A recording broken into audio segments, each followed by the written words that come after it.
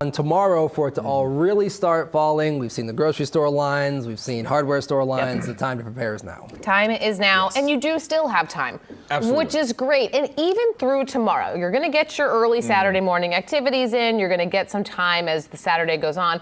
It's in the evening where we really want to be very weather aware. Yeah, late evening into the night. So as you mentioned, a lot of events happening around tomorrow. I believe Cyclones Teddy Bear Toss at 4 p.m.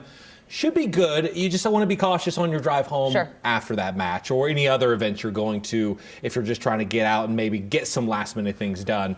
It's really in the afternoon, evening time frame that you'll start to see some light accumulation, some slight slick spots out there late Saturday, and then it really starts to increase more and more the later into the night you go, and then in through the day on Sunday. I would say Sunday, if you can just stay home, that would be your day to just stay inside, try to stay warm, because that's going to bring the biggest impacts to our area when most of that snowfall is coming down. Right now through Tuesday, Arctic air also going to be an issue out there this weekend. So if you are trying to get out and shovel, make sure to layer up those hats, scarves, hats. You need them all because wind chill is going to be into the single digits, even below zero as we go through parts of this weekend and next week. The only unknown right now is just how far north some warmer air aloft can get into our area. That could maybe switch a little bit of the snowfall over to sleet. Even if we see that, where we see some parts of northern Kentucky, parts of south central Ohio seeing some sleet potential, we're still going to see some big impacts no matter what with the amount of snowfall that's coming in here.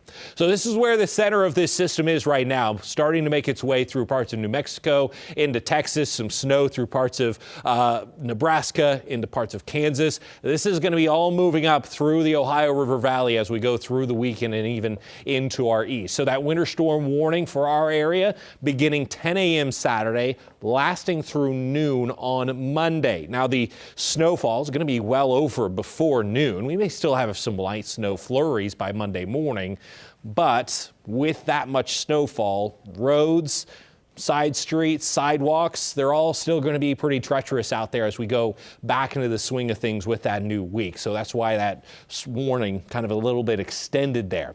Let's track this all here on Futurecast for you. As I mentioned, Saturday, a good chunk of your day looks pretty good. It's just cold out there.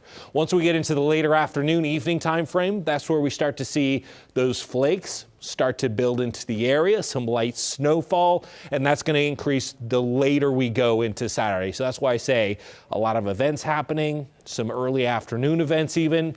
It's not looking bad, but you want to be cautious as you're driving home. Even we've seen before, even an inch of snow, even less than that can still cause issues on the roadways. But the heavy bulk of that snow really starting to come in here through the overnight, in through the morning hours on Sunday. So some pretty heavy snowfall rates here. And here's that little bit of warm air that's trying to nose in to parts of northern Kentucky, kind of south central Ohio as we go through the day on Tuesday. That would be just some sleet mix there with that snowfall. So potentially a little less snowfall for some areas in northern Kentucky, kind of south central Ohio, but overall, as I mentioned before, the impacts going to remain the same. And as we go in towards Sunday night, in towards midnight, a lot of that snow's done for the night, and we're just left with that Arctic air. So once this system is all said and done, around 8 to 12 inches of snow will be possible across the area. Even if you're on the 8-inch side of this snow event, that is still a lot of snow, still a lot of impacts out there on the roadways as crews start to move it out, because not only is it very cold, that salt not as effective under the cold air, and even with that much snowfall, they have to clear it out before really the salt can be effective. So that's the system this weekend. Even today, going to be a cold feel. By late this evening, we'll already see wind chills below zero. And then those weather alerts days on Saturday and Sunday. Then as we head back into the work and school week, if we do have school, I'm not the one that calls it, but nonetheless, wind chills going to be well below zero here in the morning.